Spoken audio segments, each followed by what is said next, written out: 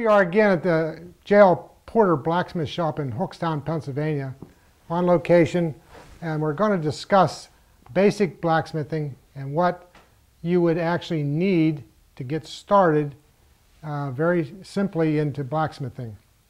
I've lined up on this table a number of tools that I use all the time. If I would go out to an event somewhere, this is what I would normally take.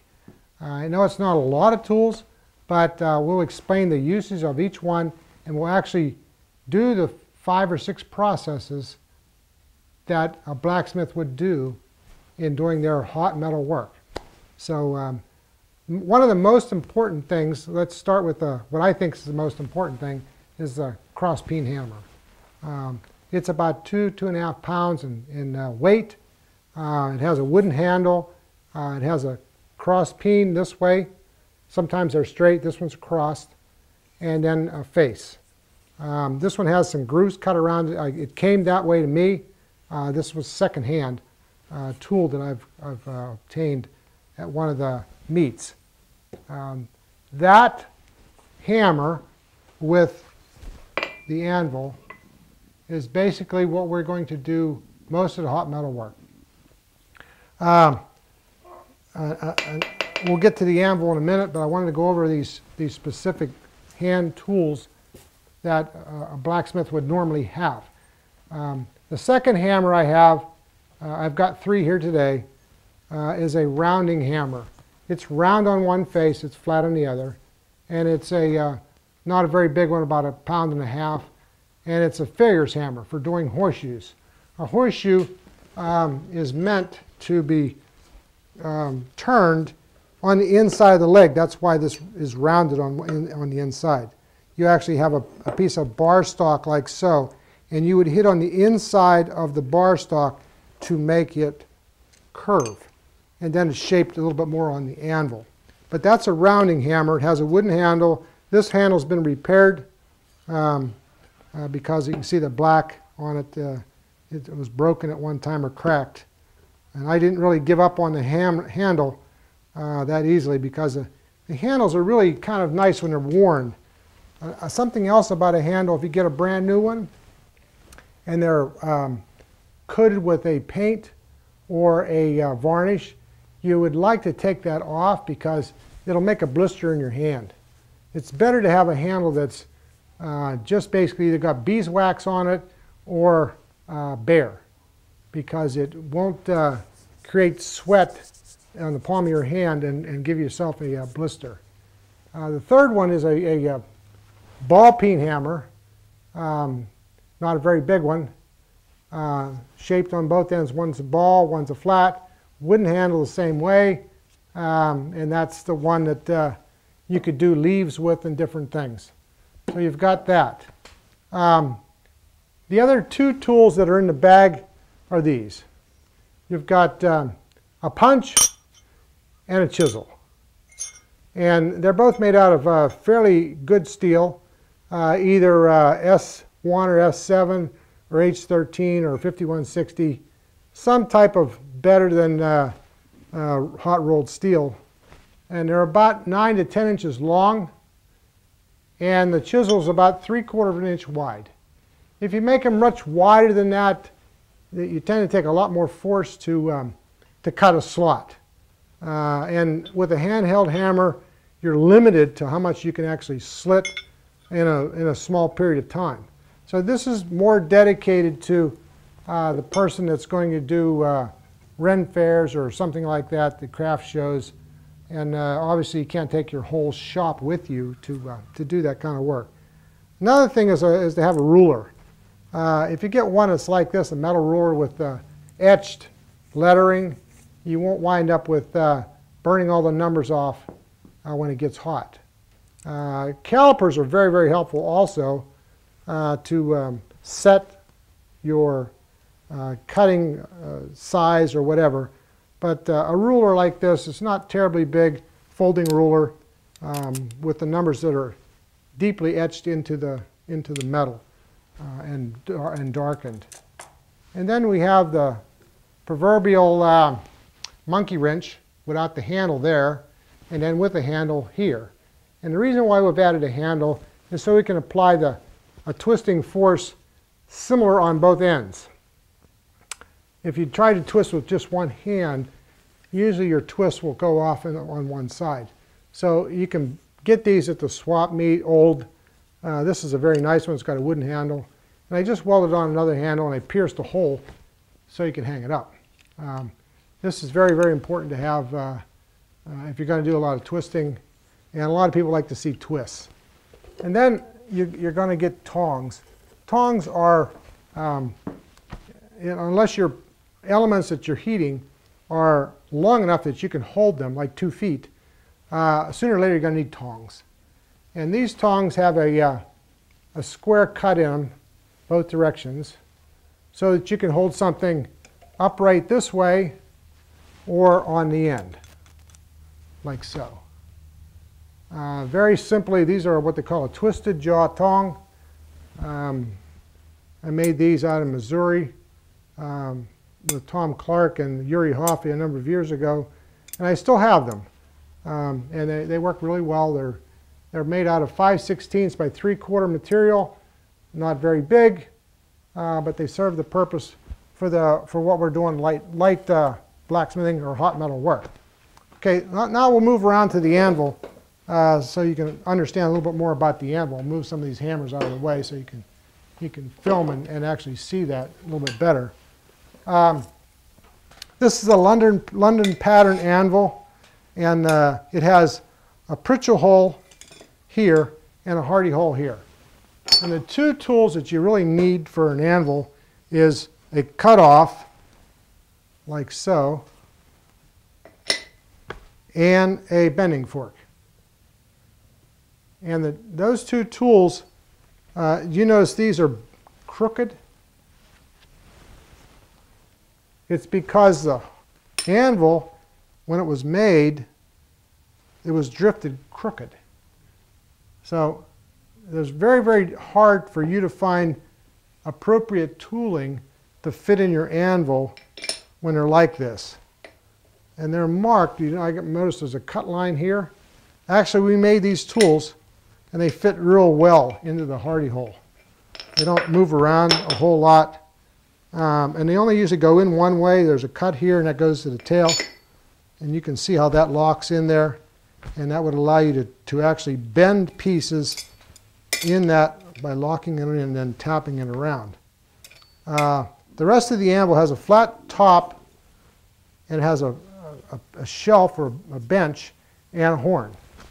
And this one is, looks like a hay button made in New York. Very good anvil. And if you're looking at anvils, to buy anvils, there's 2 that you would, well, 3 or 4 styles. You can have a style, this is called a London pattern anvil, with a square tail and a point. If you buy a European anvil, they usually are tapered in the tail. And they usually don't have a step. And usually the Hardie hole is up at this end. So it's a little bit different. And then you have the older anvils, the mouse holes, the ones made in England prior to the manufacturers in the United States making anvils. They're usually made out of wrought iron. They usually are sway-backed.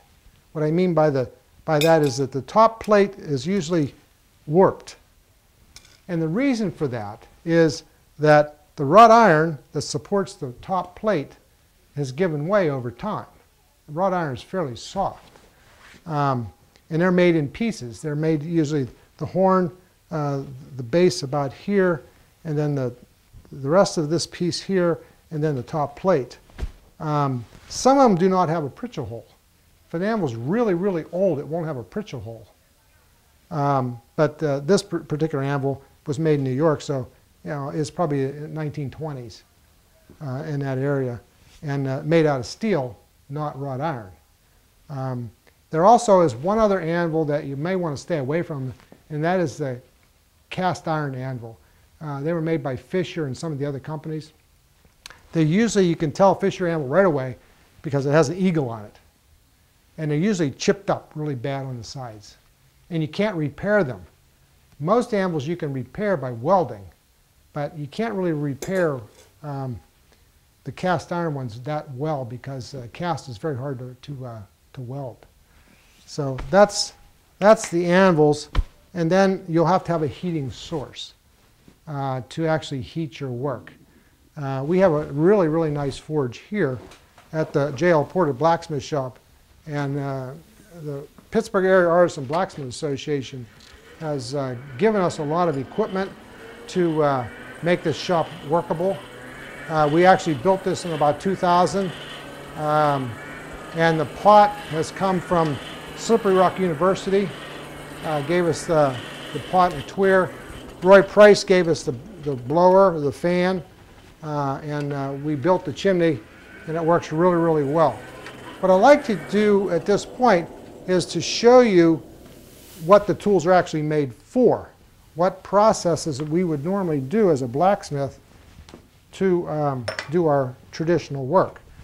That is really the difference between fabricating something today by cutting and grinding and welding, electric welding, versus forging it to shape like a piece of clay.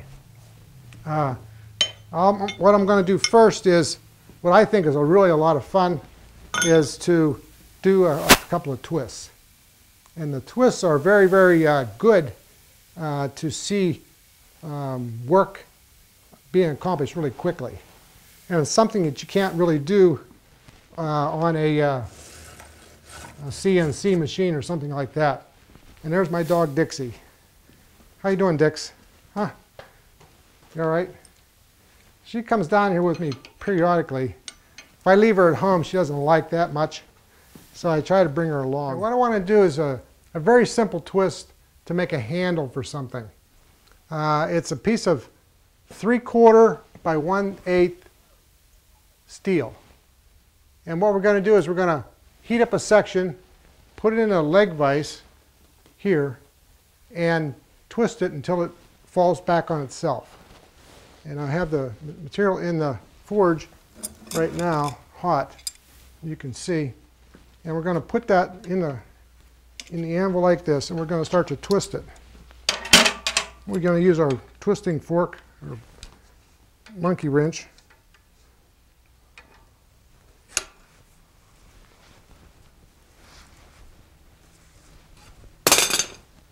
And we're going to take it that far. You can see that's pretty dynamic, but that's really not what we're looking for. I'm going to turn this all the way down until it closes up as a handle. You'll see in a minute what that will look like. I'm going to straighten this out just a tad bit. And you can see what it looks like now. Much different than the bottom. But what we want to do is turn this until it closes up. So we'll heat this again. We got the same thing over again. It's hot, and we're going to use our twisting monkey wrench and just continue to twist, and it's going to go together and create this wonderful handle, which I really like. It has a really nice feel. This is just one section of it, but you'll be able to see the difference between and get our wire brush here, clean this off a little bit.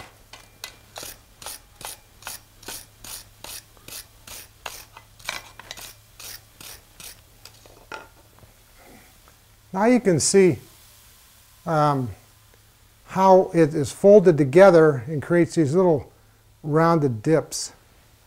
And we'll go on down a little bit further, and you could put a piece of handle material in that, tapered if you'd like, and make a really nice handle. But I think it's quite a dynamic difference between this down here and that up there. It's just a simple twist is all it is. Very simple. That's one of the 5 or 6 processes that a blacksmith would be able to do that can't be duplicated in today's world as far as cold metal work or fabrication. They are not able to get those intricate shapes without it being hot. It's something that happens to that flat material as it's being worked hot that can't be done any other way that I know of. Twists can be done in solid stock, square stock, rectangular stock, almost anything you can think of you'd be able to do. And a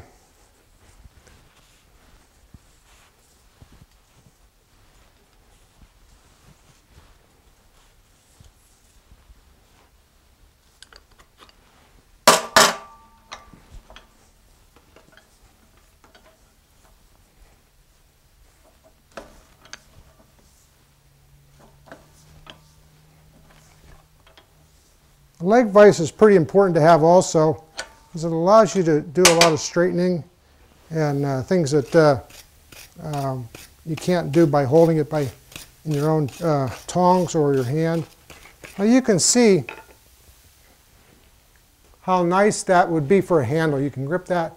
Your fingers can go right into those valleys and ridges, and then the end could be tapered and made a loop on. We'll do that.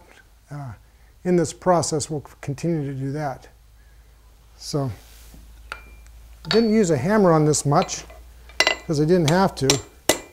And not all work is done with a hammer, but it will be on the next go around. I'm going to heat up that end and forge that into a loop. That's another advantage we have in blacksmithing, is to really don't waste much material other than the scale that falls off the piece. In this method, we can do push it out almost like clay. So if you don't know how to do something when you're actually doing it the first time, you might want to take some clay and actually try it in clay first. So you don't need to have a fire at all.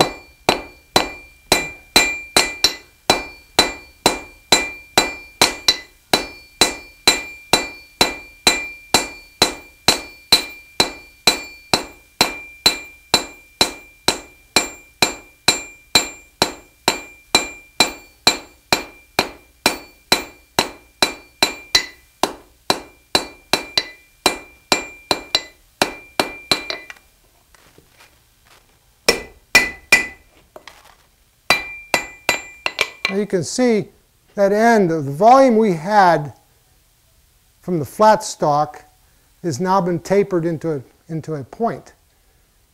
And I'm going to do a little bit more, and then I'm going to turn a loop.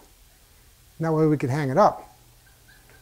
And the rest of it, you could put a tapered piece up in here for the rest of your tool if you wanted to do that.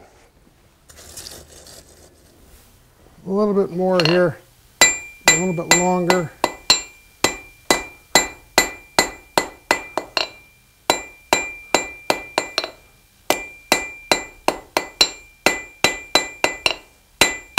And all I'm going to do is turn this.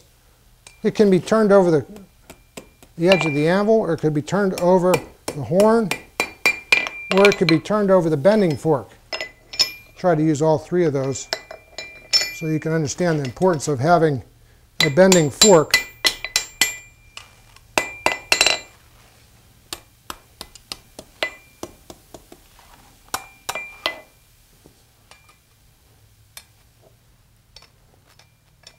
It's close. Now we have a hook to hang it up on. It needs to be moved over a little bit, so I'll tap that over. Now it's a little more in line. So if we wanted to hang that up onto something, we could actually hang it up by the loop that's on the top. To drift a hole in a piece of flat stock, you're going to need a punch. If you make a punch about 9 or 10 inches long, your hand's high enough off the hot work. It's not going to burn your bottom of your hand so much. It'll get hot, but you can actually hold it. And it should be tapered. And this one's about a 1/4 inch on the end. If you go much smaller than that, it'll deform because it can't withstand that kind of heat. And it tapers up to about, that's probably 7/8 of an inch material. we're going to put a hole in a piece of square stock. If in fact you were a blacksmith and you needed a hole to put something in, pass something through, like this particular piece here, piece of round stock, you'd either have to cool the piece down to drill it, or you can punch a hole in it very simply, which is a whole lot faster. And it looks a whole bunch different too, because the material is not discarded that you would drill out. It's actually shaped out to the sides. So it doesn't lose any strength. And I'll do that process. This is one of the disciplines that you would need to know. And it's another discipline that would use a punch. So I've got the piece of 1/2 inch square in there. And let me explain on the blackboard what we're going to do so that you won't be too confused, hopefully. We got a piece of square stock.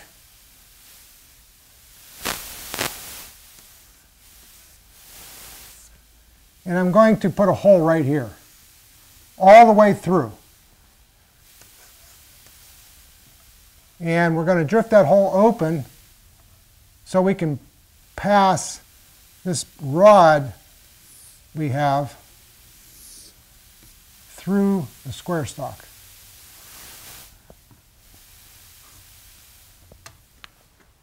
So I'm going to take that out of the fire and we're going to drift a hole in it.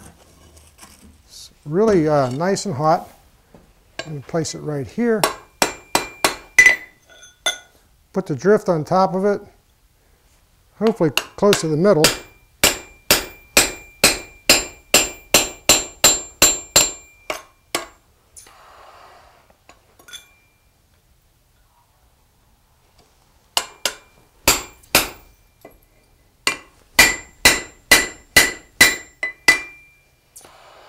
Now we have a hole through it, and I'm going to open the hole slightly so that that piece will fit in there.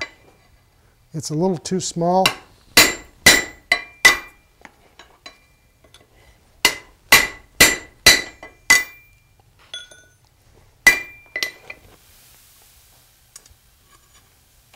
Like so. Now, having a tapered drift will allow you to have a whole lot of drill bits. Any size you can think of is in this tapered bit. If you had a smaller piece or a bigger piece, you could actually open that up even bigger and bigger and bigger to fit the piece it's going to pass through. You can see how it's bulged on one side, a little bit on this side, not so much. I didn't get a drift right in the middle. It's close. But whatever side was the weakest, it moved out more. We can straighten that also by putting a drift in there and pushing it back over. But that's a punched hole. So we have so far we've done a twist. We've done a twist, a taper, a punched hole, and we should do a few other processes as we go along. If we're going to use this element, we should be able to know how to cut it off also. So we're going to cut a piece off, not with a hacksaw, but with a hot cut.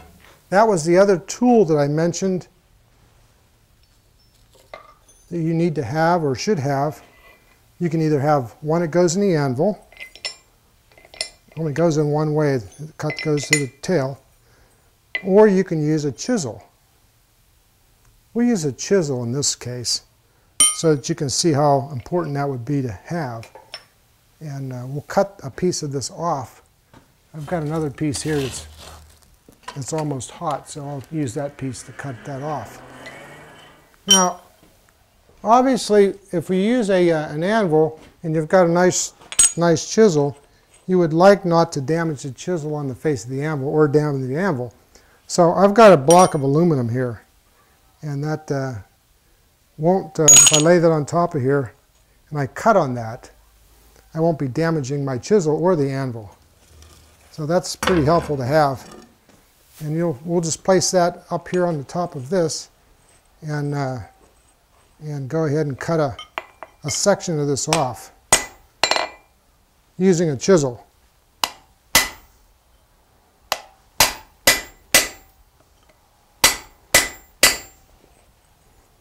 I can rotate it and rotate it again. And what that's doing for me is creating a center to the piece.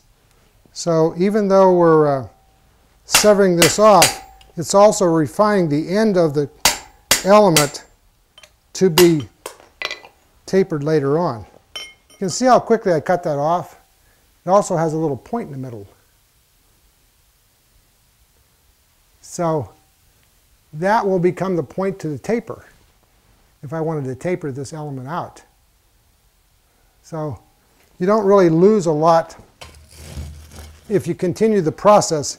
If you cut this off with a hot cut, abrasive saw, you'll have a square end on it. It's going to be a lot harder to form a nice taper on the end of it because you have these square shoulders that you have to deal with.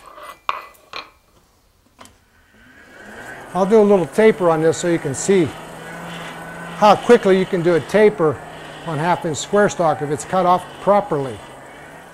I've got this really nice, this is the right temperature right here, just about ready to give up. We'll get rid of some of the decarb off the surface. I'll just elevate the back a little wee bit. You see the step?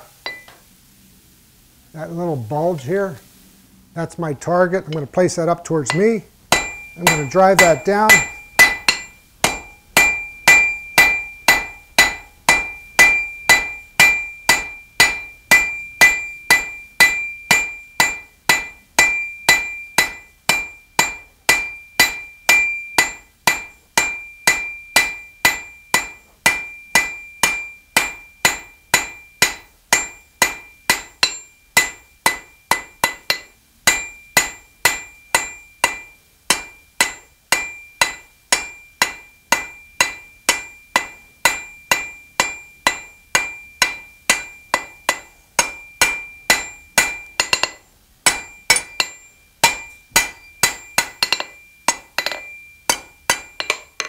Okay, there's our point. It's almost like a needle. You could easily stick this right in this board. I'll cool it down so it don't burn the board. And it's fairly sharp. So that was in one heat. I could have used the horn of the anvil to draw that out. But if I would have done that, the horn is so noisy, much more noisy than the table, we would have trouble filming. But the proper way is to actually use the horn somewhat, or use the corner of the anvil. I utilize the corner. I'm going to cut that off, that flat stock that we first twisted a little bit ago, and then you'll maybe better understand what we can use that, or if you do this, what better you can do it with, what you can make out of it later on. I'm going to use the Hardie to cut this off. And you can see how quickly it cuts. It's very, very quick. I don't think you can do that quick with a hacksaw.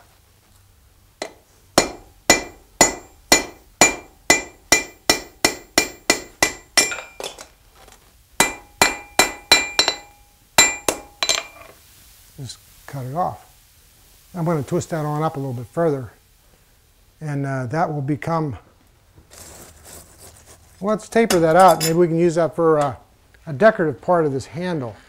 If I taper that out, we can wrap that around whatever's going to go in that. Okay.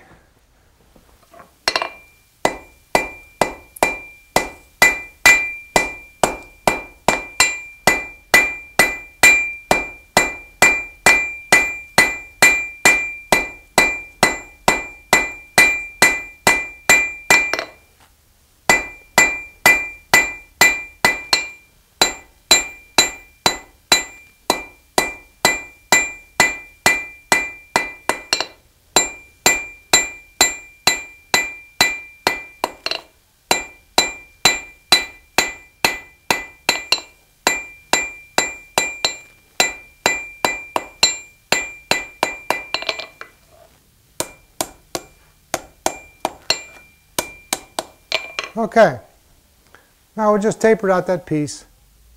And if this was going to be a handle for a pair of tongs or something, you would insert the tapered piece into here, drive it down in,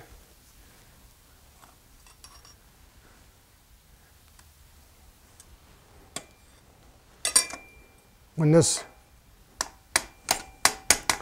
coiled piece was hot, and then wrap this piece around as a element to decorate the end. So you can see what you could use it for is many, many things.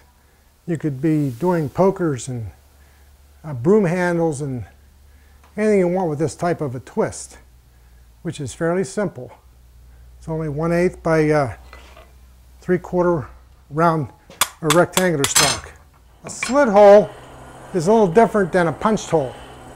A slit hole would be using a chisel, and that would be utilized to pass two elements through each other that were exactly the same size or bigger. Can't do that in today's process either. I like to do things that they can't do with the big heavy machinery today.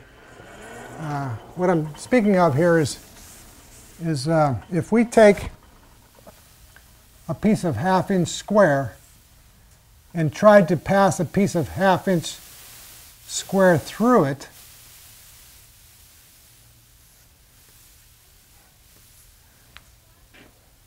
and you drilled it or did some mechanism to get that through there, this piece here would be in two pieces. If I'm looking at this, the end view, this is the side view. But if we slit this piece here, looking at it from more of a three-dimensional viewpoint, if we slit that in the middle with that chisel I have and open this, this could be open until this actually becomes rectangular. The sides would come out like this.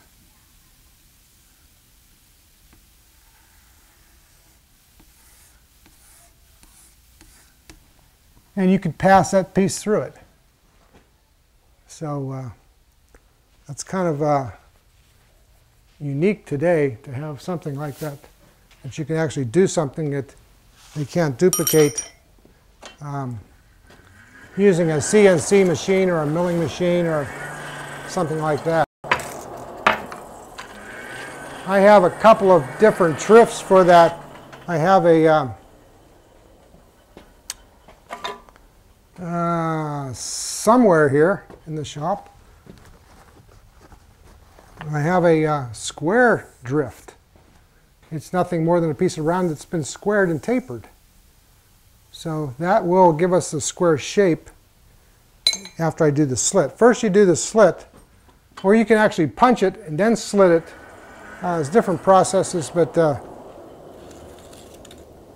going to just basically do the simple slit in it, and then I'll try to get it in the center. That's really pretty important.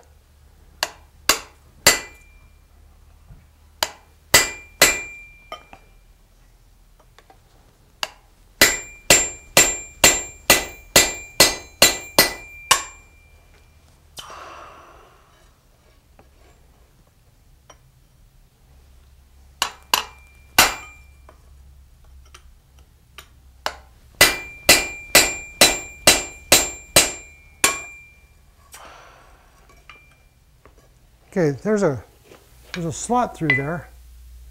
I'm not in the center. It never happens. You get it right in the middle, but if I would plan a little bit more for this video, I think you'll understand what we're doing. And what we're going to do is to take this piece of aluminum, which I've cut a V in, and slit that open a little bit more.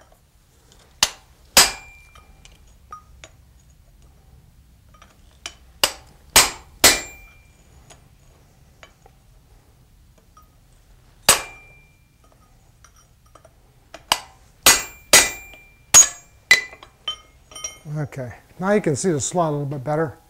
You notice how it's bulged on one side? Because it wasn't in the middle. Now if I heat the opposite side more than this side, I might be able to get some of that back, but it's too far off center.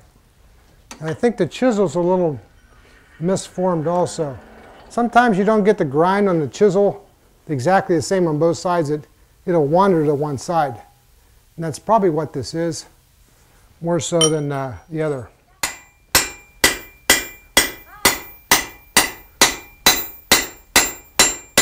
Okay, what we've got now is we're forming a square hole.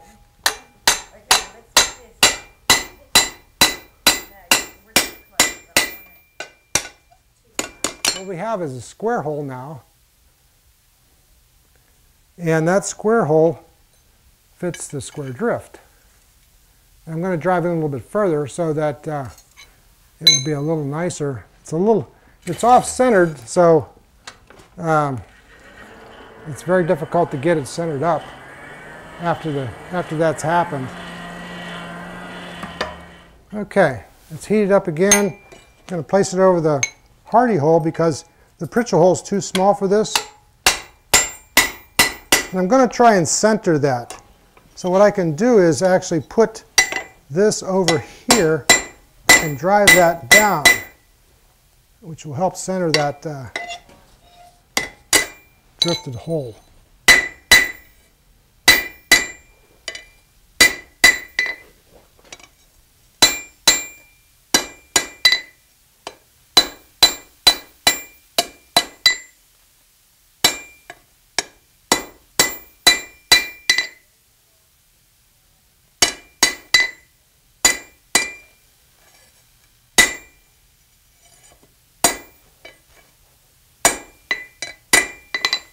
Okay, here you can see that the drifted hole is more in the center now, and it can be cleaned up. One more heat will clean that up a little bit, and it's not perfect, but I don't think there's too much in blacksmithing that's actually perfect. But you can make some really, really nice, almost perfect fits using this very old process, fitting one piece to the other. So in pre-industrial age thinking, that's how they made everything. Before mass production, they made one specific piece, and then everything else matched the next piece that was made. They were made one at a time until the clock worked or the lock worked or whatever. But they decided on one piece, not sure how they did that, and then after that piece was made, they would make the next piece that fit to that piece, and it was done one piece at a time. Very difficult to mass produce something like that. But obviously the simplicity of it is what we're trying to do. There's a pretty good fit, square hole in a square piece, almost the same in size, half by half. So we'll put that aside, and there's one process that we really haven't done that most blacksmiths would know how to do, and that is the forged weld. These rings that are hanging here were made in that process. They've been turned and have been lapped and forge welded together. And some of them you can't hardly even tell where they were forged. This lump is where this one is. You can see it's not done real well. You can still see the gappage. But we should know how to do that. That's another process that a blacksmith would normally do. What we're going to do is we're going to make a link for a chain. And what I have is a piece of, it looks like about 3/8 stock, marked at about 6 inches. I'm going to cut that off. That's one of those processes that we talked about a little bit ago. And I'm going to grab that with my tongs, twist that off, put this back in the fire, And then we're going to take the hot cut out, put the bending fork in, and bend a loop.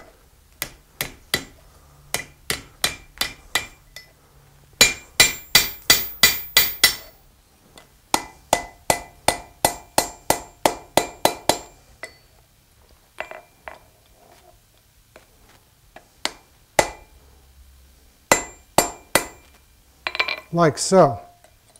So now we have the link of the chain started. Got about 6 inches of material, about 3/8 inch, and we have to scarf both ends. And the reason why I bend it in the loop first is because that allows me to heat both ends and scarf them at the same time. And I'll show you that in the next heat. We're also going to use a flux. I think this is 20 multi borax. It was here. So we're hoping that that's what it is. It's white. You can get it at the grocery store. And that will allow you to reduce the scale that's on the piece so it will weld. You should have a much bigger fire to do this, and it should be very clean, which we have neither. So we'll see how it goes.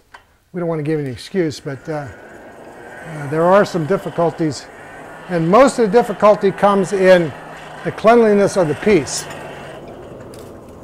and the shape of the scarves.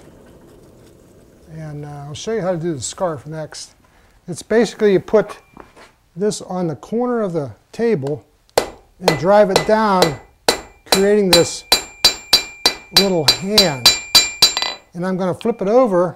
I'm going to do the opposite side.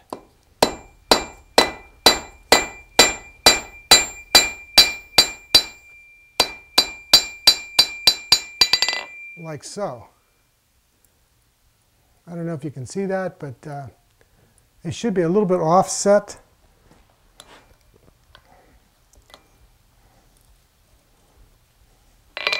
We'll do that in the bending fork. Needs to go, that one's got to be.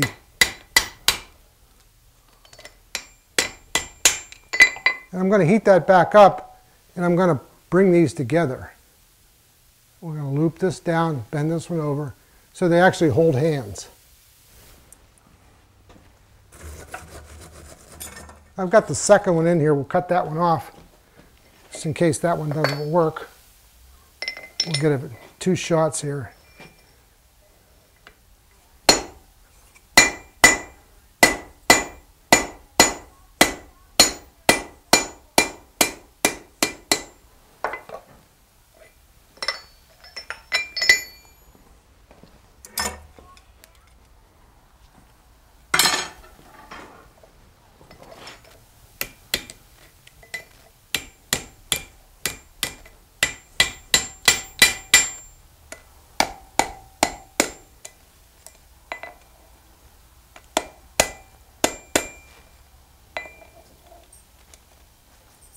What's the matter, Dix?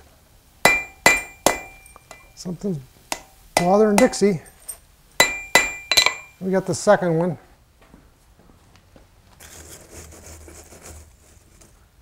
Get back to the first one, and we'll continue to bring those together.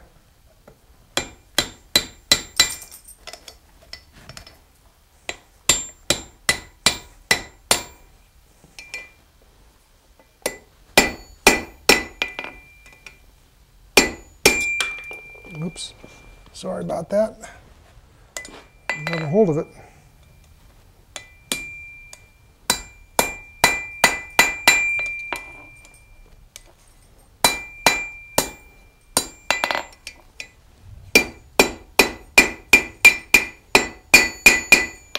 Now we've made a loop, and we're going to flux that loop with the borax, like so. That's going to melt in the heat and create like a somewhat of a glass enclosure to the element or the link. And when it does that, it keeps it very clean. I'm going to scarf the second one.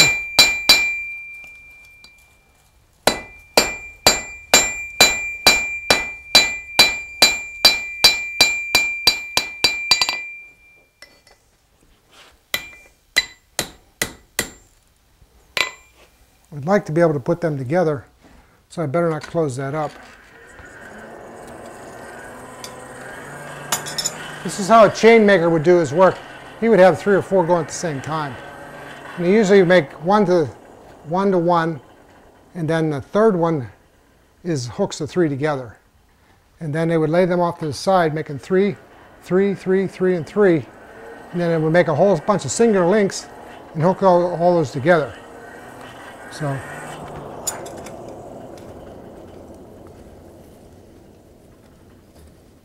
I'm going to push this down a little bit more, and we're going to put a little more flux on it because it's hot enough now that it'll really melt. And we're going to place that back in the hot spot of the fire and cover it up. Very important to have it covered, because if it's not covered, you're getting too much oxygen to it, and it won't weld because it oxidizes the surface and becomes dirty. So cleanliness is very, very important. I can't stress that enough. Clean fire, clean element, and do it fairly quick. You can't really play around with it too long. The longer it's in there, you can't bring it up fairly quickly. It'll oxidize also, especially if your fire is dirty, which this one actually is. You have to bring it up to a welding heat, and what I mean by welding heat is white heat, very, very hot, over a couple thousand degrees, and let it soak just a second or two, and then tap them together.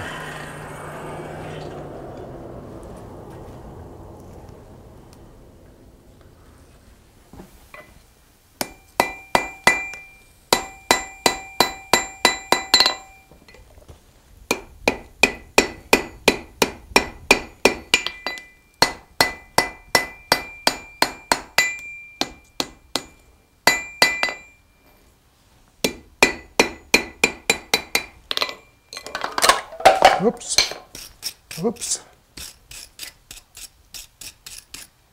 I got a dark spot there. That means it's not welded. If it's dark, it's not welded. It's welded in the middle, but it's not welded on the fine ends. And I got a hammer that's wet.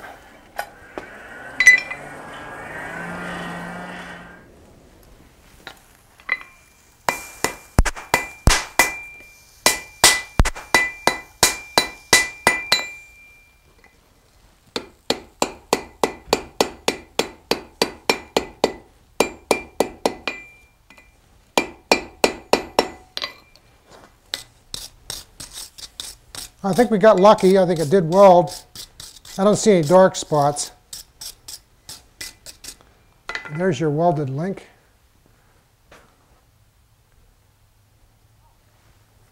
I'll do the second one. It might even come out better. This one looks okay though. I think it's going to be fine. We'll stick that back in there and heat that back up. And then we'll shape that link so that it's looks like a link, it's not oblong.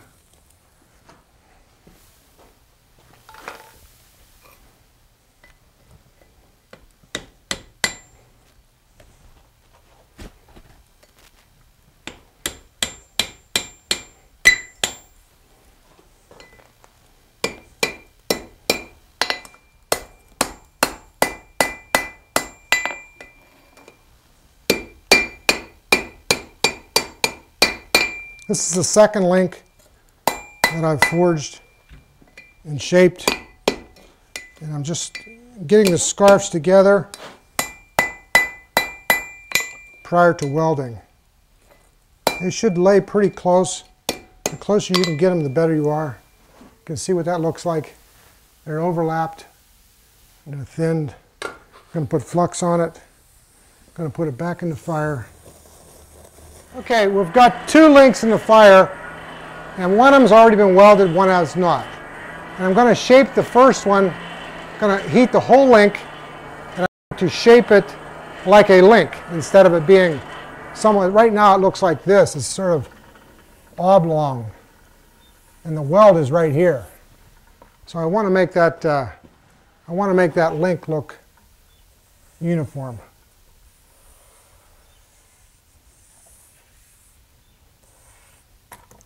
Like that.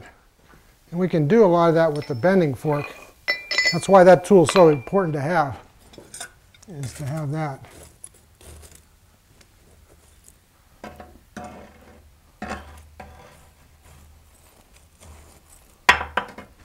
There's our oblong link.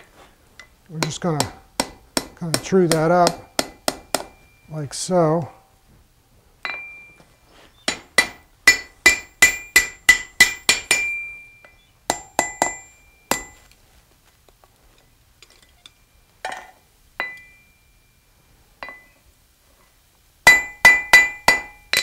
If it wasn't welded at that point, it would have come apart. When we straightened that out, it would have definitely separated. So it was a good weld, and that's basically how a chain maker would do that. Is if it didn't weld, he would know right away that his process wasn't too good. We'll throw that one up here and get the second one. It should be up at welding heat almost. That's needs to go a couple hundred degrees more. You can see how nicely that's heated.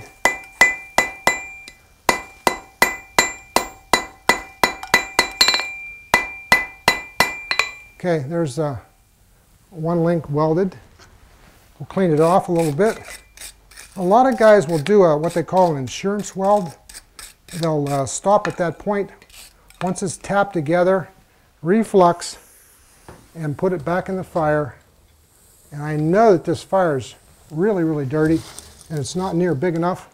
So we'll reheat and have the insurance weld, which basically is giving it time to grow together. Those carbon elements, carbon molecules, if they're placed close enough together and heated to the right temperature, will actually increase the bond in the fire without doing anything. So remember to, if you've got a poor situation or a dirty element, is to go ahead and try to have an insurance weld by doing it the second time.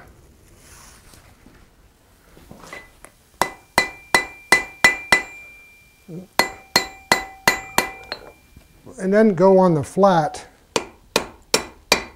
and square it up. And then on the corner.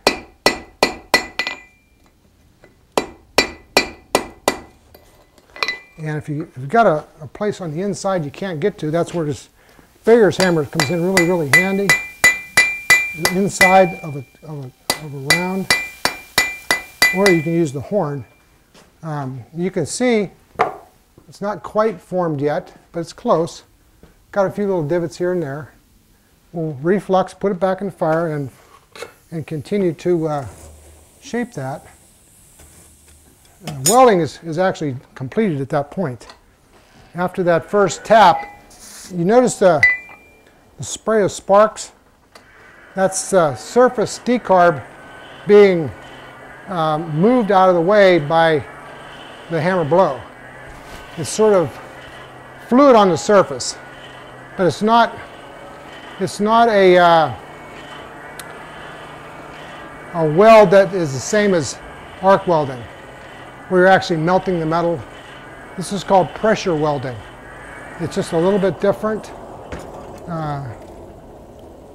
The concept is different, and the process is very, very old.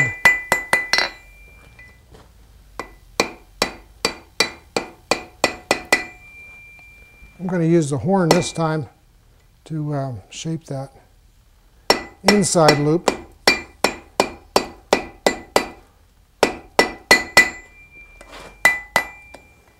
And would like to make that loop shaped.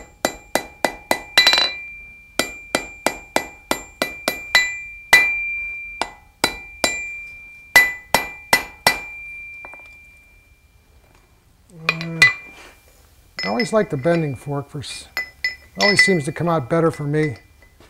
Use that. Gives the ends a much more uniform diameter because it's one size.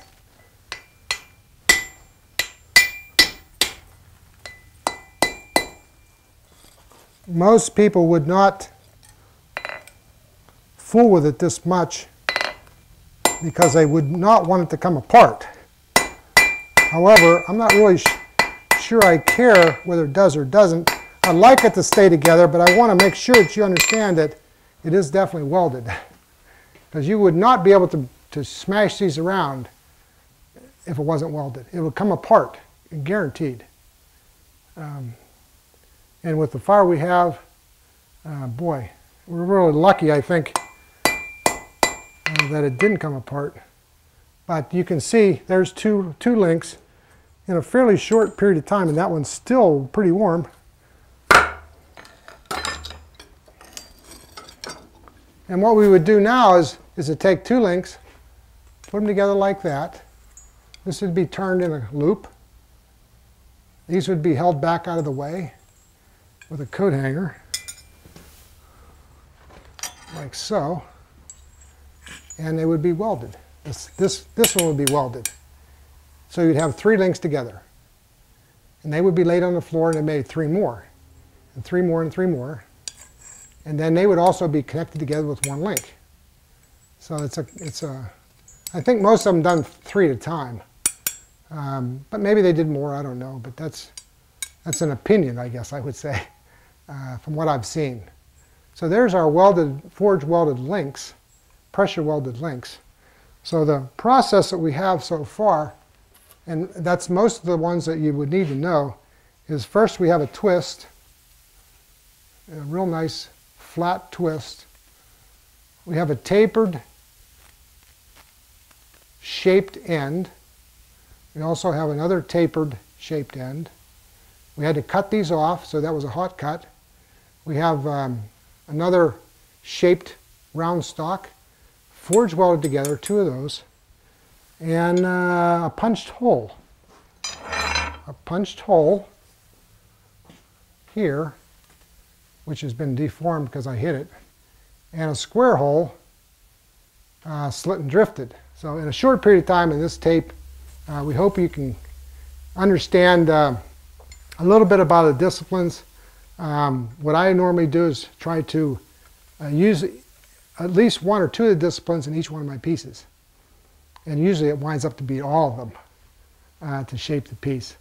And that really gives it a much different look than if it was fabricated. So I hope you had fun today. I hope you enjoyed this DVD or CD tape and learned something from it. Just whatever I've done, I wanted to share with you that process, the process that I like. I like the color of the metal. I like the way it looks. I like the process of doing the work. That's why I wanted to be. My name is Bob Rupert, if you didn't get that at the beginning, and this is from Hookstown, Pennsylvania, at the J.L. Porter Blacksmith Shop.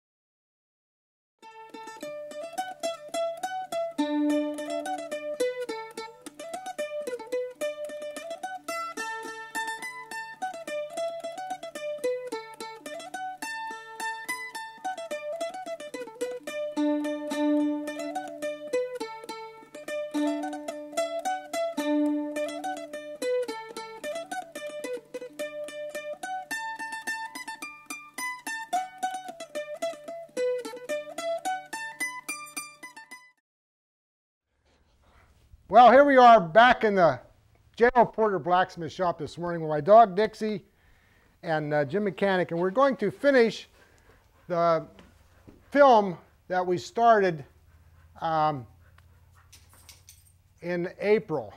the beginning of April, we did a basic blacksmithing DVD that we didn't finish.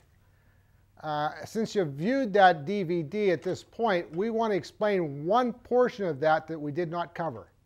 And that portion is the fire. And I know that having viewed that DVD from beginning to end, that you're going to be curious about how do we get the metal hot and what method are we going to use. Today, we're going to talk about a coal forge, and we're going to show you exactly what happens in the forge.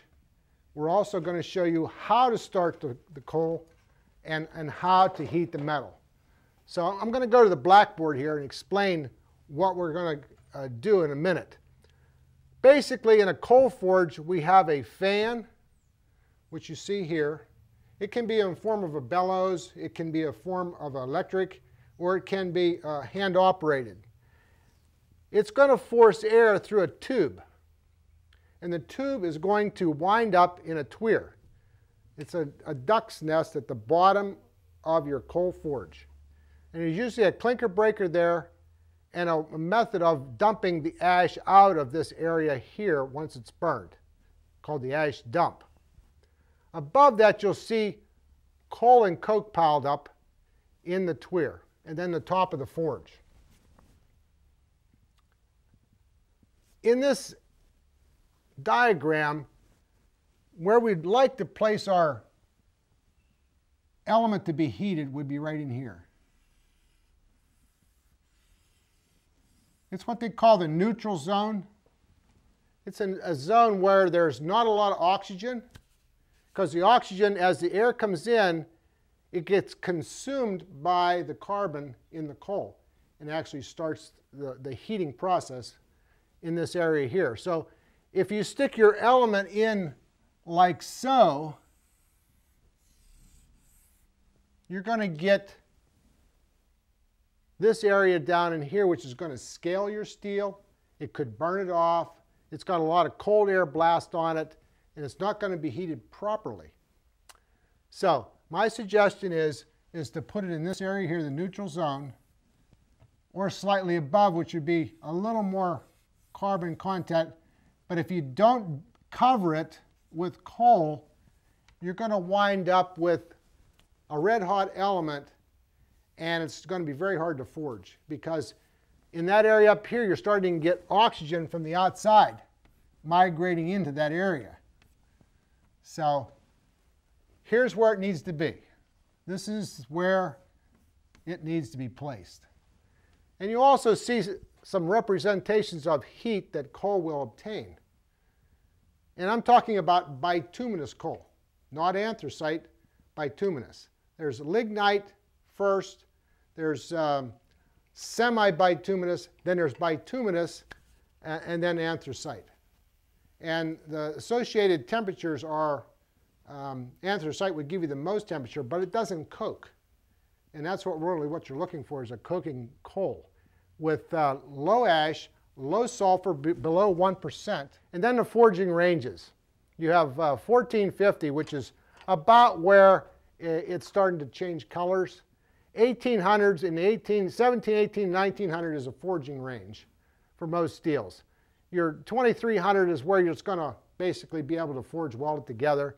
And if you get to 2500, you're probably going to have a lot of sparks and you're going to lose your piece, especially if it's small in diameter or small in volume.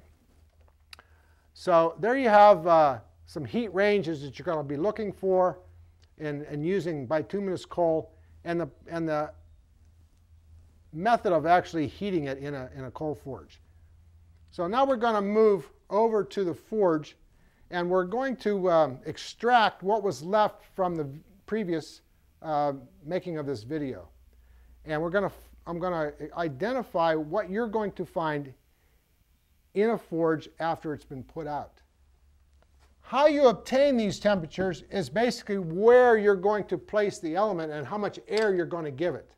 So the more air you give it and the more coal is consumed in your burn is where your temperature is going to come from.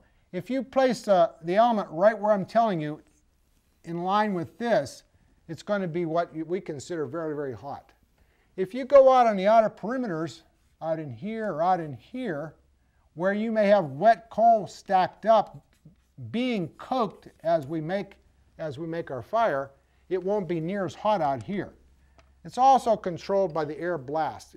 The more we crank on this, the more air it's been given, the more fuel it's going to consume. And most blacksmiths are very careful about how they consume their coal, because it's fairly expensive now. Over $100 a ton. In some places, a couple $1,000s a ton, depends on if it's in San Francisco or somewhere else, where we're very fortunate because we're in Pennsylvania and West Virginia is very close, and we have a pretty good supply of coal. But in some areas, that is really not the case. Coal is fairly expensive, and so you have to be very careful about how big your fire is going to be and how much coal you're going to consume. If you have an electric blower without a gate valve to shut off the air to the blast, you can burn up buckets and buckets of coal very quickly. But if you're very careful using a hand blower or using a gate valve, every time you pull your element out, you cut your air, then the fire dies down and you don't use near as much coal. You can get by on a 5-gallon bucket in a half a day easily. But you could burn a bucket full up in a couple hours if you're not careful. So that's something to consider when you're using coal or any other product. Is like you say, how hot do you want it, and how do you get it there? If you make a cave fire, we'll explain some of those fires as we build our fire, and you'll know a little bit more about that. But basically, it's how long you're going to leave it in the forge, how much air you're going to give it, and how big the fire is going to be to obtain those different temperatures. And that's an art in itself. A heater for a blacksmith is very, very important. A guy that knows how to heat, knows what temperature, knows how much air. You'll learn that over time. But we'll try to explain that, and we'll show you how to build a fire, and then maybe you'll have more questions that we'll try to answer. So let's move over to the forge, and we'll excavate what was left, and I'll identify what's in there. Now we're in front of the forge. This is where we left it when we made the first part of this DVD. So what I'm going to do is I'm going to excavate the stuff that's left over. We put the fire out, we cleared out the forge out on the outer perimeters, and we need to dig out what's left down in here and discover what it is. I've got this real nice screened, it's actually a shaker from a foundry for doing sand casting work, but I use it for this. And all we're going to do is we're going to scoop up what's here and place it in that basket. And then we're going to identify, shake out the fines, and we're going to identify what's left down in here. Usually down the bottom, I know that we're going to discover some clinkers. And I'll just dig those out right now so that we don't lose those. There's a couple of clinkers there. And we'll place the rest of the coal and coke that was left over in the screened basket. And I'll try to explain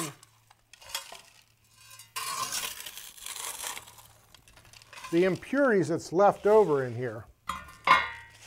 Okay, I've kind of cleared this back. On this particular forge, it has a ball tweer, and there's a control underneath here that I can rotate that ball and shake down into the ash dump, which I showed you on the board, and dump that out of the bottom. I've cleared the tweer, which is, this one's about that deep. Let's see, let me see if I can explain that. It's about that deep, okay? A lot of the forged pots are only about half that deep. If you're using a rivet forge, they're only usually 2 or 3 inches. So Look for a deep pot if you're going to buy a new one, and it'll make your work go a lot easier. I've cleaned this out in here, and I've found a number of pieces that I'm going to explain to you what they are. First off, I've got some pieces of coal in lump form. This is the way it comes out of the earth. Okay, there's some smaller pieces that have been broken up, and then this would lay like this. You can see the lines going this way, and there would be roof coal, there would be this coal, and then there would be bottom coal. And this can be broke up, and most of the coal that you find will be broken up into bits like this, or smaller. You can buy it in egg shapes, smaller than that. You can buy it in fines, but I like to have something about that size, like nut size coal.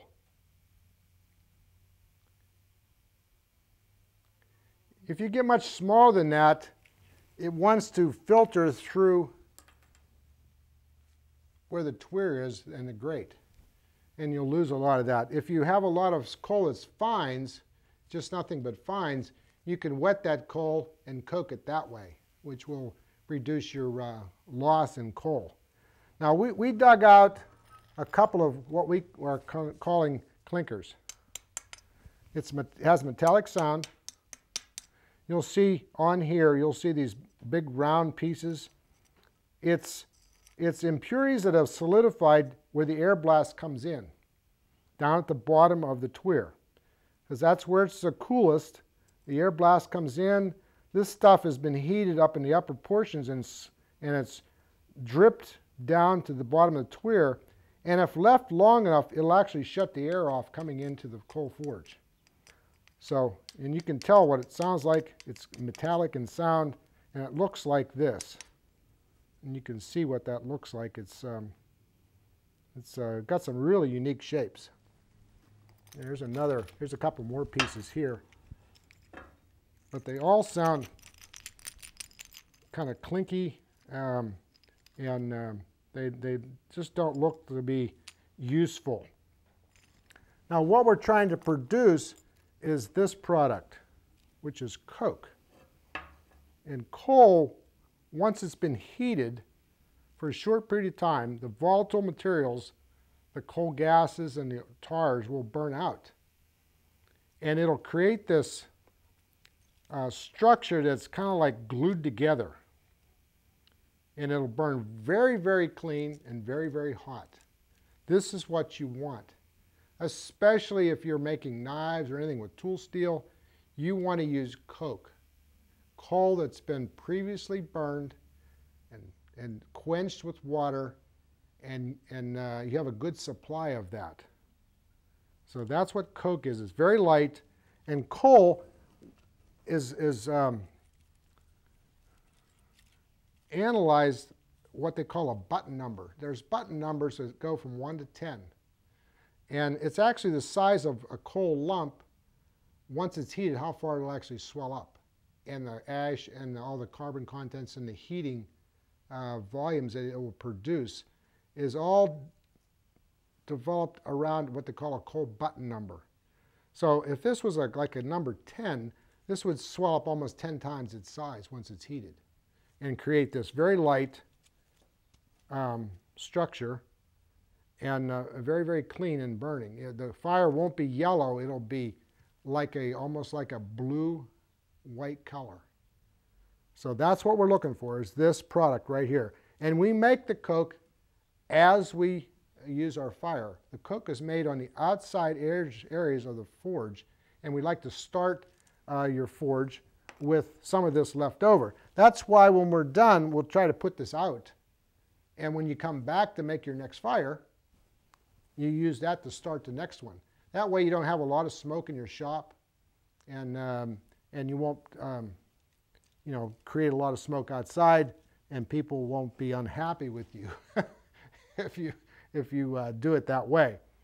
And a lot of shops don't have a lot of ventilation, and you've always seen a lot of the old blacksmith's pictures, so the blacksmith's face is always black. And it's very hard on yourself. His lungs and whatnot, you're breathing that in. So the best method is to actually preheat the chimney with a little bit of paper to eliminate that smoke in your shop. Now, Jim just asked the question about, can you buy coke? Yes, you can buy commercially made coke. A lot of the mills, a lot of the steel mills around here still use coke in the iron and steel industry to produce steel. So it is commercially available, and you want to get what they call met coke. It's metallurgical grade coke, and it would be under 1% sulfur. It would be very, very high in BTUs. It'd be low ash, and usually you know, it won't have a lot of smoke to it, especially if you use coke. However, most of the commercially made coke for the steel is quite large. It comes in blocks, sometimes they're bigger than this in coke form. And it's almost impossible to break it up to what we need because it flies all over the place. And it just, guys bring me coke all the time from along the railroad tracks, but it's commercial grade for a steel mill. And it doesn't work for what we're doing. We're heating smaller elements. They're trying to heat, you know, tons and tons and tons of cast iron to be put into the steel process, and it just doesn't work very well. They do make smaller coke. There's a place not right down the road from here called Horse End Industries that makes commercially grade coke for the mills, and they make smaller grades of it too. So I don't know the actual conversion cost-wise, but if you're shipping coal very far, you get a lot more coke weight-wise than you would in coal. So it may be cheaper to do it the way if you have to ship it very far. Or if you're carrying a small pickup load, you could carry a lot of coke. That much coal would be very heavy.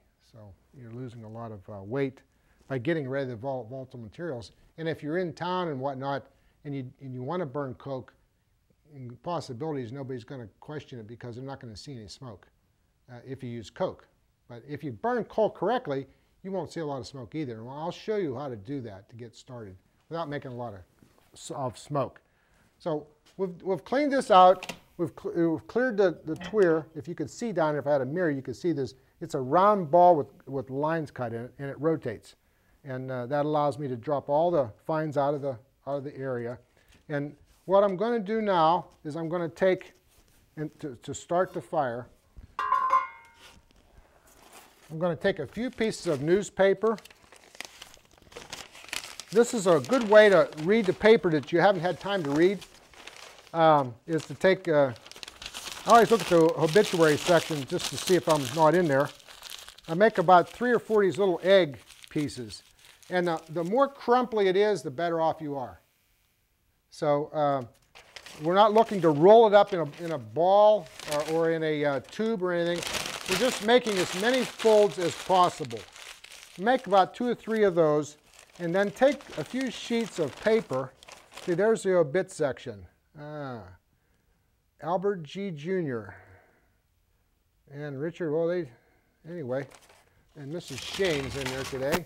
What I'm going to do is I'm going to lay that out like so, and I'm going to place these couple of pieces in the center. And I'm going to take a little bit of coal dust and sort of sprinkle that in here. And then I'm going to take this and roll it in from the sides.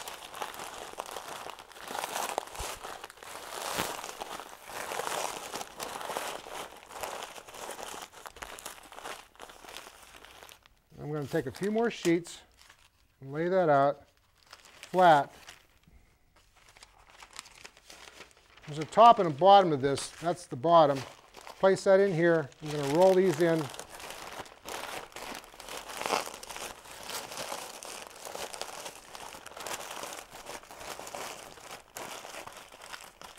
And just punch this down. Okay? You can see what that looks like. There's the bottom. There's the top. We've got a little bit of coal dust in here. We've got those 3 little egg pieces, and that should be enough to start your fire. Okay? I'm also going to put a couple of sheets, crumple them up, and I'm going to preheat the chimney. This particular forge works really, really well. We made this in 2000. We designed this, Lester Six and myself and a few others, and we actually built this. It doesn't have a liner. It has a much bigger opening in here than it does where it goes in. So there's what we call a thermal vacuum created right here for the fire that's going to be burning right here. And the reason why the fire is outside of the chimney is because if we're going to heat something long, if you have it inside, you're going to be limited. This way we can pass something through very, very long and heat this way. It's what they call a side draft forge. I'm going to take my father's Zippo lighter. I've fueled up this morning. And I'm going to place a little bit of burning paper at the entrance of the forge, and that's going to hopefully heat the chimney just a tad bit. You'll see all of a sudden the smoke will start going. Then I'm going to take our you see how it's drawn that in? I'm going to start this at the bottom, get that going. I'm going to set that down on top of the tweer, like so. I'm going to crank the blower just a little bit, and I'm going to start to add the fuel.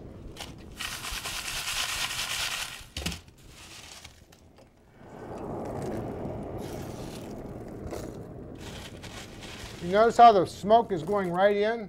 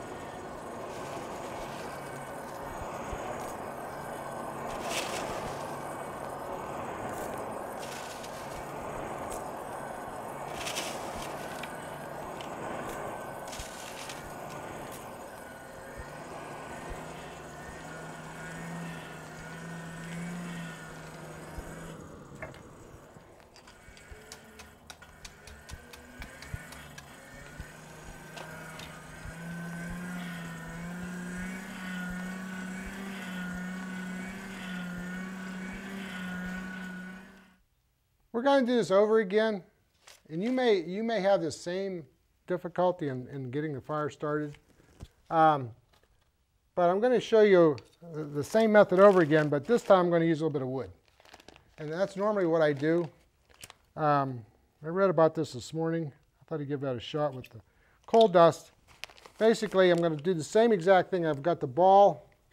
I'm going to place it down in here. I'm going to put a few pieces of wood on top, along with a couple of pine cones. And then we're going to start to crank, and we're going to fill in with the coal. I think we're going to find that this is going to work real fast. We're going to have a fire in no time.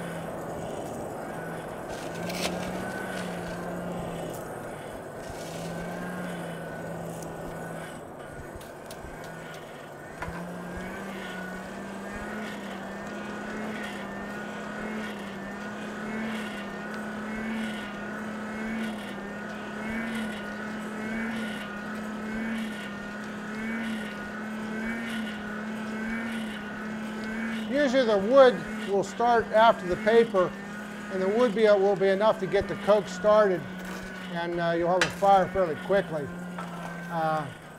With just paper, sometimes that doesn't work out real well. There's not enough BTUs in the paper. Oh, it depends on how much paper you would put also, but usually that is somewhat unsuccessful a lot of times because you don't have enough heat to actually start the fire, start the coke on fire.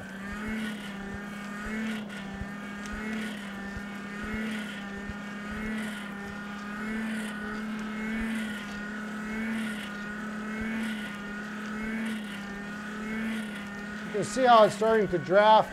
The chimney's starting to warm, and it won't take very long of that. It'll be drawing all that smoke up the chimney in a thermal vacuum setup.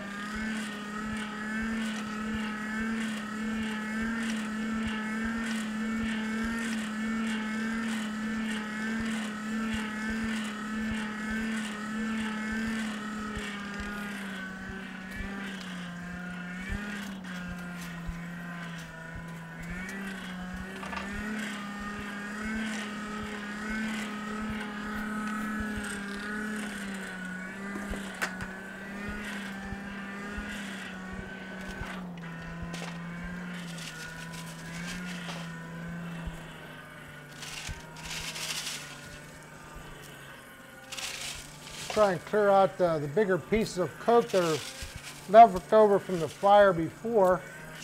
Place that on top. And then we'll start with the green coal and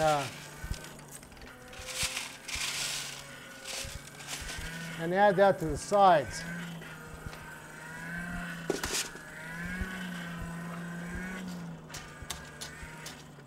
Usually poke a hole down the center to direct the air up through.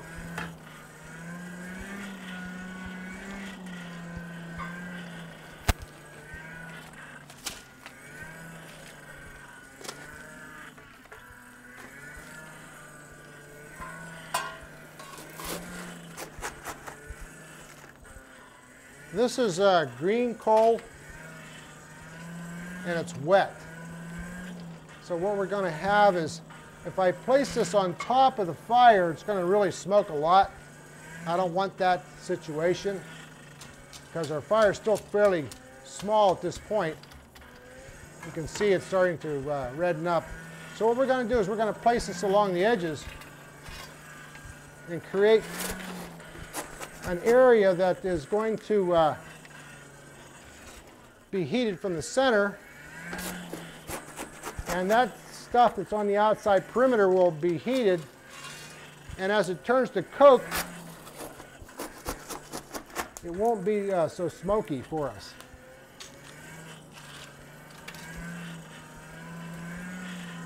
Now you can see it's really starting to draft nice. You can see the flow of air, the thermal vacuum being drifted into the chimney opening. I'll show you what happens if you place this on top. You see how much smoke just that little bit of green coal produced. I don't want to place all this green coal. I want to build it up around the outside. And as Jimmy explained when we first started, how do you get the different temperatures from your coal? This is how you get it. If you don't want something to be too hot, you're going to shove it through the fire into that wet zone, which will keep that from overheating. As it burns in this area here, we can push this together. Keep pushing it into the fire. You see where it's starting to smoke around the outside edges now? That green coal is actually going to be made into coke. We have coke in the center from the last firing of the forge, and the green coal around the outside edges. And we can continue to build this fire up, and what we consider a cave. A cave is basically a volume of coal that's been coked up and it sort of gets real sticky and gummy and it'll actually stick together. You can usually punch a hole in it, and when you have that situation, you have what they call a cave. You can heat the element without having very little oxygen in that zone. And you can see it's smoking out here only because those edges are being cooked. If I would push this over top of that fire, there wouldn't be enough heat to draw up the smoke into the chimney, and it would become very, very smoky in here. Sort of like what we had when we first started, because it was a little slow in starting.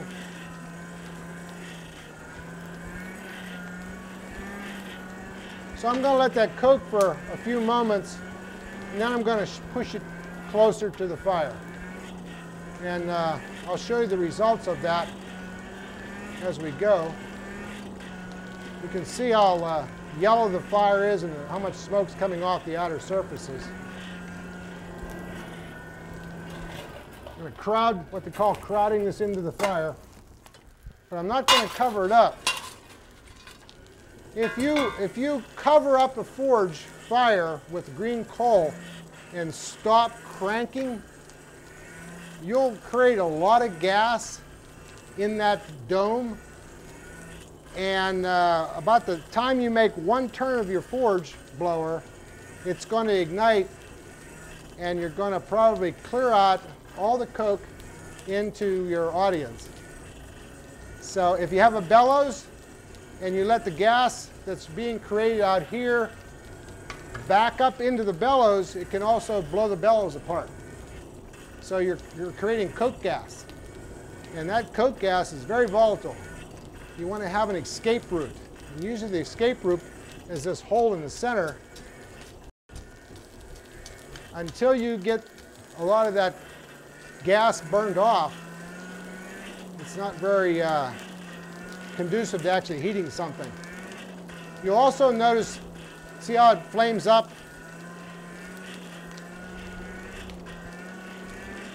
It's almost at that igniting stage.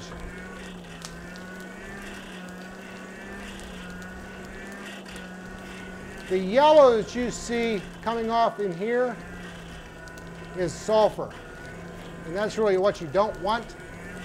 This was found object coal. One of the coal haulers had too much on their truck, and what they call tailgating along the road. In Pennsylvania, that's kind of happens quite often because the state has put up some weight scales along the route that they're traveling to see if they're overweight. And a lot of the coal haulers usually are. So when they find out that there's a weight station coming up, one that's just been put up, a temporary one, they'll stop at a pull-off along the road and open the tailgate to reduce their load weight so that when they go through the scales, they're not overweight. So when they do that, we try to pick that stuff up. And we bring it here because this is a non-funded shop, and any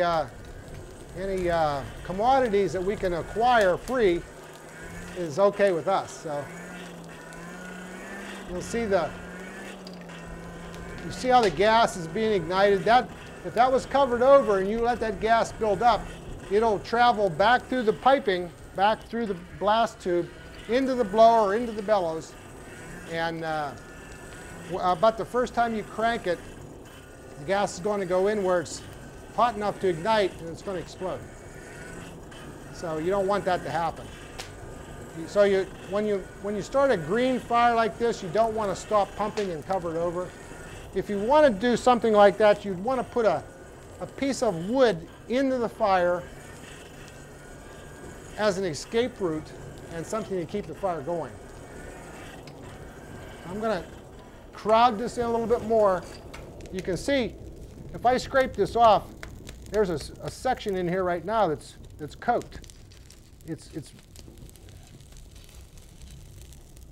can see how it's swelled up. And if you wanted to make a bunch of coke, you would pull this out and actually sprinkle water on it to put it out. And then you would save, you would continue to make coke until you have enough to do a certain process without having to fiddle with you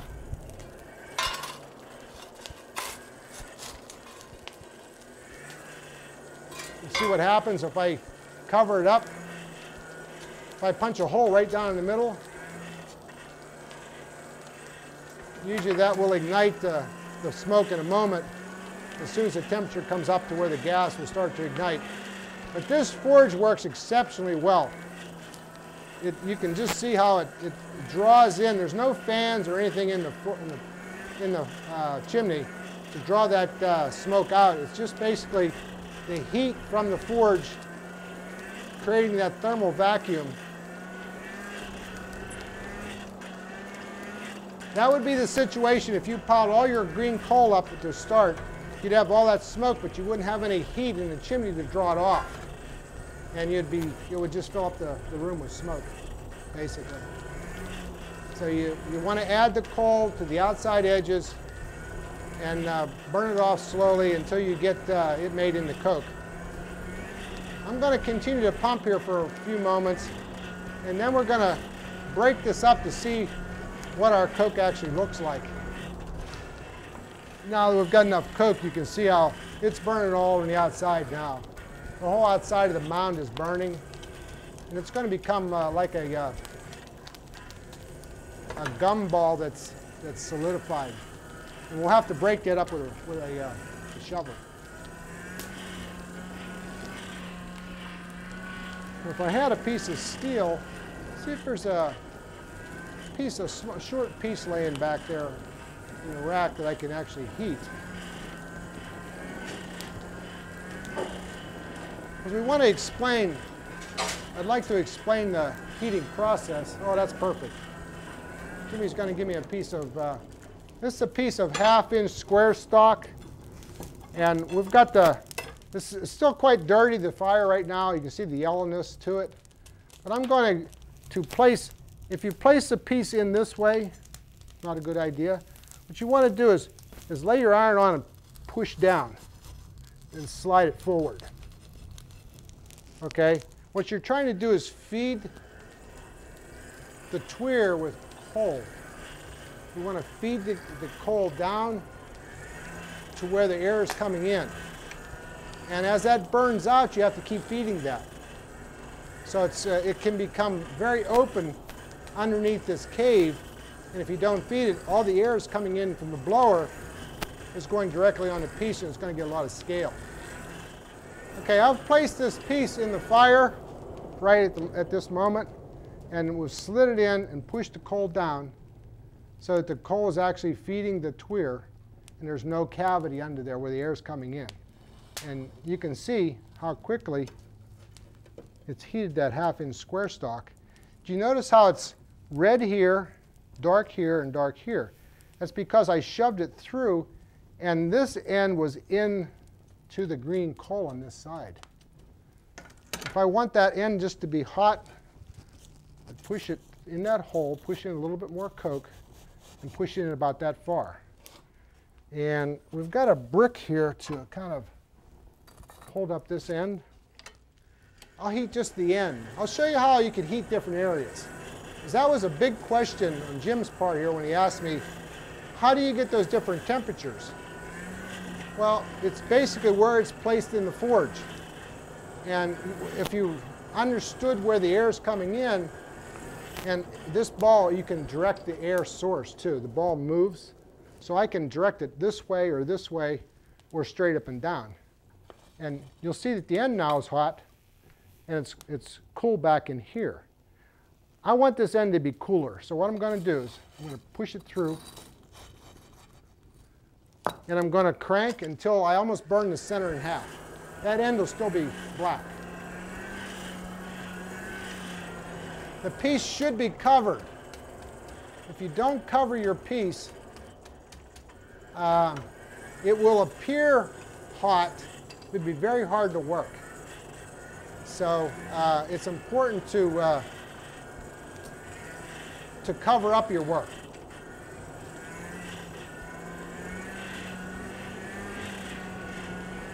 Now, a lot of people talk about overheating a piece of material. Not much is discussed about underheating it. And usually that is what happens for the most part. People are too afraid, once they've put a lot of time in making something, they don't want to burn it off. So they work the metal actually too cold. So it's very hard to work, and it's very labor intensive. And sometimes it'll actually split. You know, the metal it becomes brittle, work hardened, because it wasn't forged in the right range. Now you can see here, look at the end. See how red it is here, but it's dark on this end, because I pushed it through into the green coal and heated the section. That's what's really, really nice about a coal forge, is that you can heat small areas very, very hot, and it can be forged. You can only forge 3 or 4 inches at a time anyway with a handheld hammer. So why heat an area that's 2 feet long unless you're just twisting pickets or something like that? You basically only want to work 3 or 4 inches. Your anvils are usually 3 to 4 or 5 inches wide, and your handheld hammer is usually an inch, inch and a half. And the time period between a heat is fairly short, especially the first part of this DVD, the original concept of the basic stuff. It was very cold in here. Actually, we had snow sitting up here. It wasn't even melting. And to make nails and things like that in that condition with a small profile or small volume of steel, man, it's like very, very difficult. You sit on the anvil and it's stone cold. It just makes it harder to do our work. A lot of people will take in the wintertime, they'll take a big block of steel and heat it up in the forge and lay it on top of the anvil. And that will take the chill out of the anvil and make that process go a lot smoother, a lot easier. Now, you can see how nice that is. I'm gonna bring this all the way up to a real nice white heat. Just a little more air. I've got a much cleaner fire now. The yellow is starting to go away. I'm starting to get a lot of blue. I'm still making coke out here. See, this is still green out in here. You see the smoke coming off. There's very little smoke in here, and most of the flame is being drawn up. If I overheat this, you're going to see a few little sparks starting to appear in that center of the fire. I'm going to try to bring it up to that point. The steel becomes very active, what I call active. You can almost feel it when it gets to that point. It starts to have this vibration. You'll see small sparks of carbon being burned off, and it'll be white hot.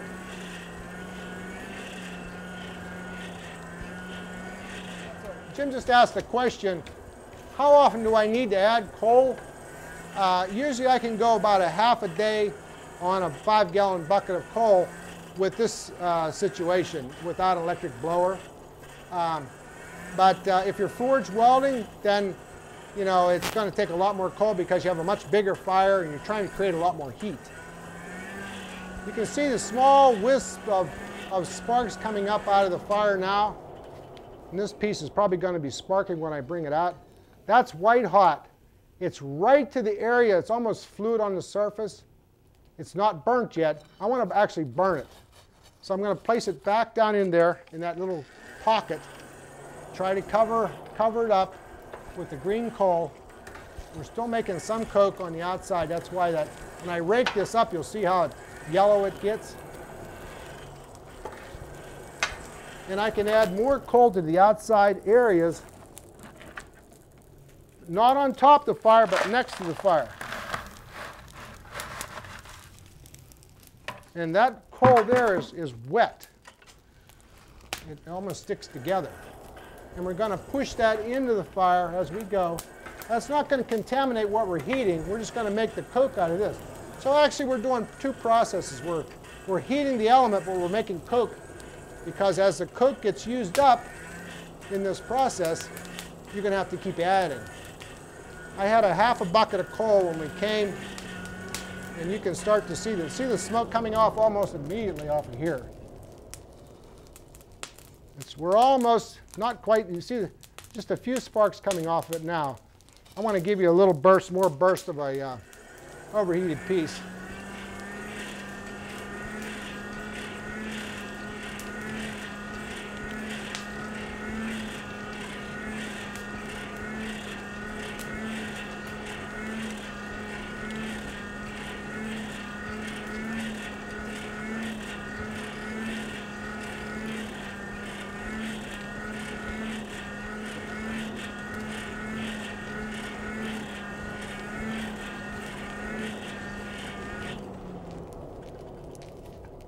Now this will be sparking when I bring it out, so you'll be able to see what that looks like.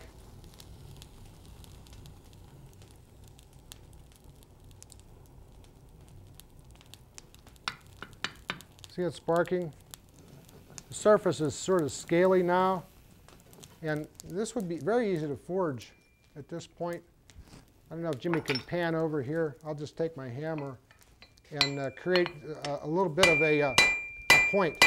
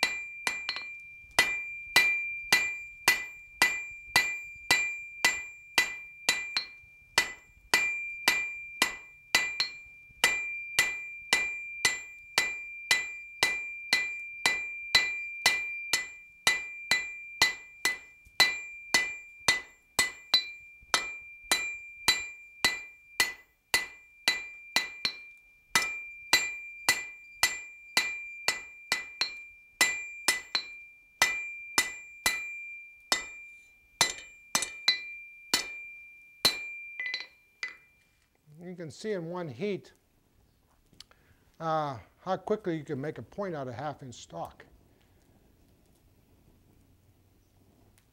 Now this area up here is very small. If I stick it in the fire again, and I'm not mindful of where that point goes, it'll burn off. So what I'm going to do is I'm going to rake around to that side some green coal. You can see what it looks like now. I'm going to push this in and down. I'm going to push this through.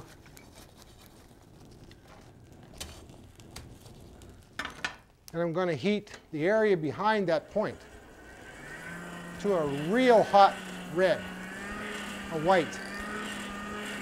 And the tip's going to not burn off. It's going to heat the mass behind the tip, which will migrate out to the tip. If I pull it back, when I pull it out, the tip will be gone. It will be overheated, it'll burn away. You see the smoke coming off the outside, the green coal making into coke, feeding the coal down in below the piece.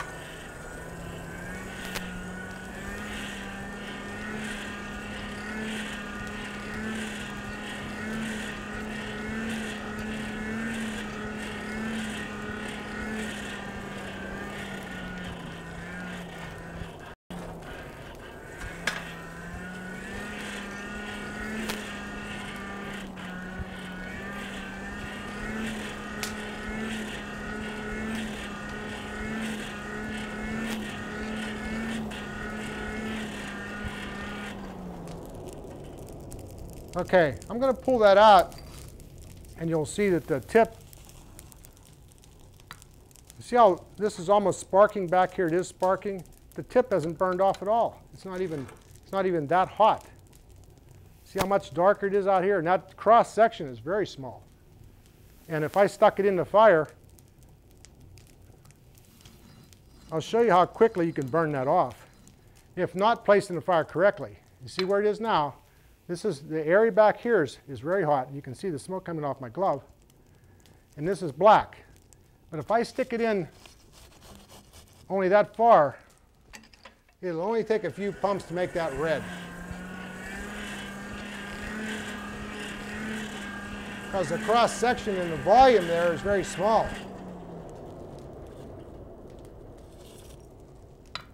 See how quickly that heated? From red, starting to go black again, but you can see how quickly that was heated. So it's the area that you're going to place your element in the fire. And this is what we consider a coal or a cave fire right at the moment. I've got a little hole over here that I'm poking straight through. I'm pushing the coal down below, and it's quite hard on top. Okay, I'll scrape this away, and you'll see what is left in there. So I hope everybody understands the difficulty in starting a fire. If you do it a lot, you'll find out that there's ways that will work for you. You saw one way it didn't work. You saw another way that worked very easily. My suggestion is to get a few sticks or some pine cones. Use some paper rolled up. The more crumbly you make it, the better it is. Put a little bit of wood on top. The paper will start the wood will start the coal, and the coal, if you have some coke left over, will start the green coal, and you'll wind up with a very pleasant atmosphere in your shop where you're not breathing a lot of smoke. Your neighbors will be a lot happier, and hopefully your forge works as good as this one. I'm going to pull that piece back. It's just been sitting in there idling, and you see how nicely heated that is, and how pliable it can be. You can see how you can just change the shape of something when it's hot, and when it's not, it makes it much more difficult. So try to heat something at the proper temperature. There's a forging range for every steel, and some of them are very broad. They may go from 1450 to 1500 to all the way up to 2000. There's some steels that are very narrow. They only give you a 150 degree range of forging. If you forge above or below that, you're damaging the steel, especially in a lot of the design tool steels, like 5200. 5160 is pretty broad. 01 is a little smaller. And there's variations of tool steels with alloying elements as far as chrome air hardens. So if you forge it above the fire, it's going to air harden on its own. You have vanadium, you have titanium, and all the other elements that are added to steel to make it do a certain thing. It doesn't mean it's going to do what you want it to do. If you forge it outside of its range, you might as well have used something much cheaper with a wider forging range. If you're going to make knife steels and things like that, stick to two alloyed steels. And one of them is 5160 truck springs, and the other one is 1085, 0.85 carbon. So we'll put this piece down, and let's discover what's in the forge. If I dig in here, and let's say I push back the green coal. This is still green. You see how it's still wet. I'm getting into a crust now, see? That's green, that's dry. But this is coked up. It's hard. If I dig in like so, you'll see how it'll just,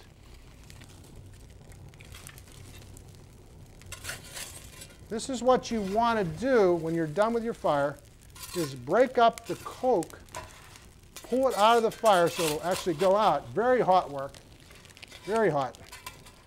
And then you can put that out with a little bit of water.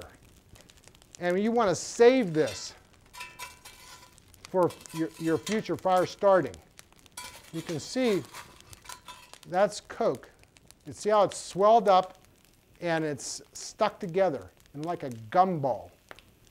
And that will go out. Commercial coke makers they'll have a whole boxcar of coal made into coke. It's actually heated in a container. And the volatile materials are captured and used in the mill to heat other things.